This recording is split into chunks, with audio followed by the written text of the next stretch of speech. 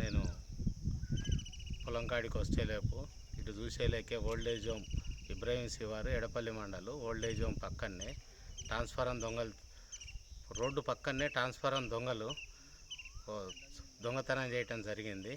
దీన్ని రోజు ఎందుకంటే బోర్లు కాడ మోటార్లు వైర్లను దొంగతనం చేసుడు, ట్రాన్స్ఫరాలు దొంగతనం చేసుడు, కొంచెం పోలీసు వాళ్ళు డిపార్ట్మెంట్లు అందరు కలిసి నైట్లో పెట్రోలింగ్ చేసి దీన్ని కొంచెం ఎవరైతే దీనికి సంబంధించిన వాళ్ళు ఉన్నారో 100% వాళ్ళని అరెస్ట్ చేసి రైతులకు ఇబ్బంది కలగకుండా చేయాలని కోరుచున్నాం.